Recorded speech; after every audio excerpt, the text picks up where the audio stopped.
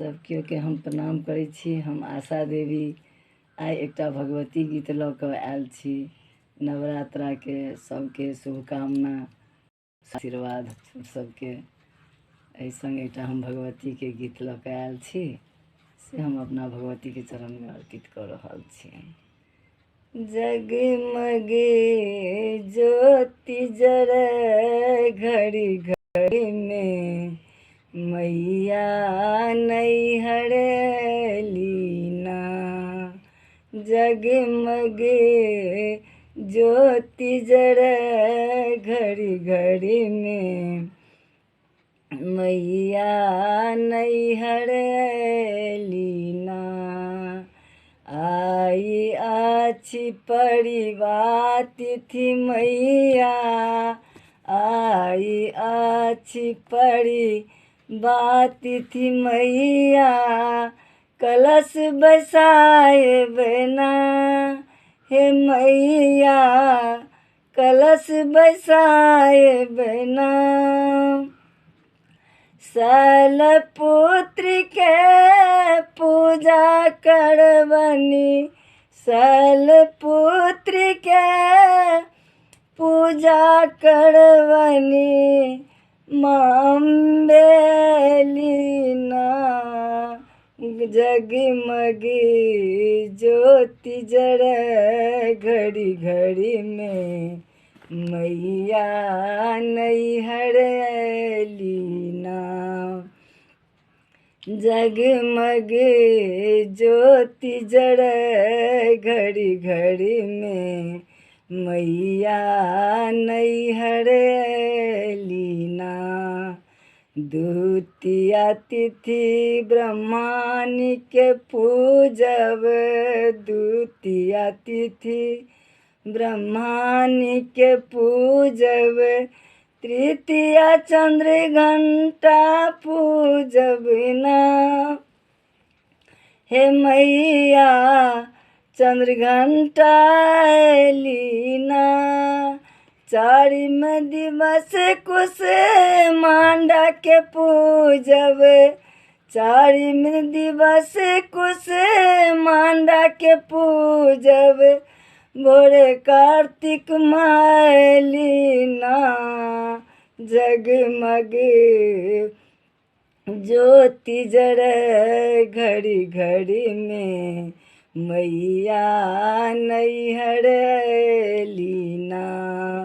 जगमगे ज्योति जरै घड़ी घड़ी में मैया नैहर लीना। षष्ठी तिथि हम बेलनोती लाएब, षष्ठी तिथि हम बेलनोती लाएब। सप्तमी बेल तोड़ी लाएब ना हे मैया, बेल तोड़ी लाएब ना। रात ही में निशा पूजा मनाएब, रात ही में निशा पूजा मनाएब। अष्टमी महागौरी लीना।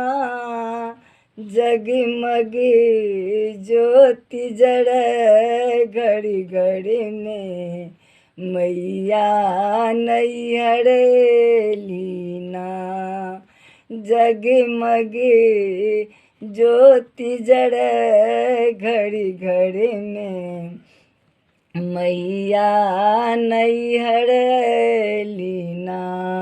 नवमी तिथि त्रिशूलनी पूजा, नवमी तिथि त्रिशूलनी पूजा।